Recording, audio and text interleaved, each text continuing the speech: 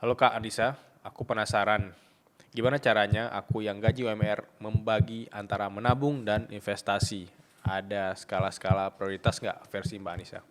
Oke, orang tuh maunya kalau financial planning gampang ya. Pokoknya sekian persen kamu harus bisa buat biaya hidup, sekian persen buat investasi gitu kan. Aku tuh nggak pernah pakai persentase itu dan nggak pernah menyarankan orang untuk kayak harusnya minimal kamu bisa ya nabung 30% gitu.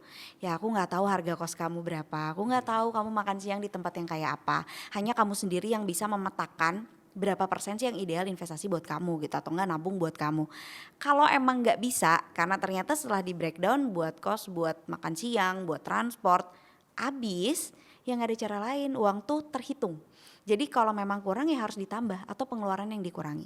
Bisa jadi pengeluarannya udah nggak bisa dikurangi lagi. Aku kasih orang tua kak, aku soalnya biayain adik masih SMA misalnya. Berarti kan uangnya kurang tuh. Ya maka nggak ada cara lain selain Ya. nambah penghasilan.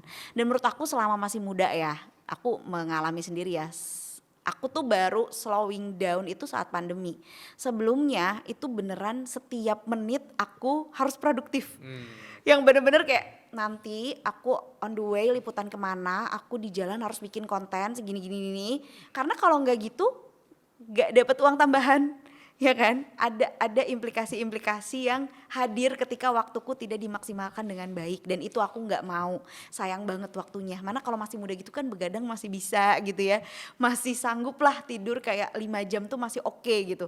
Itu menurut aku maksimalkan sehingga jadinya seperti aku di umur 35 itu aku udah kayak bisa slowing down karena tabungannya udah cukup dan Ya. daratnya udah cukup. Meskipun kalau berhenti bekerja sepenuhnya belum bisa, Hmm. beli mobil miliaran gak bisa, tapi kan aku sudah cukup dengan diriku sekarang Hmm.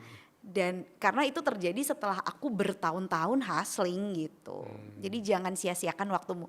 Dan sebaliknya juga nih orang-orang yang pengen punya side hustle ya, biasanya tuh nggak mau ngambil waktu mereka. Kapan ya? Nggak sempet. Oh iya. Uang itu ditukarnya pakai waktu gitu. Nggak Iya. ada cara lain. Kalau kamu mau nambah uang, maka kamu harus menghabiskan waktu Hmm. gitu. Selama itu nggak dilakukan ya nggak bakalan bisa. Dan waktu itu nggak ada kalau nggak diada-adain. Iya. Jadi 30 menit lebih baik daripada tidak sama sekali.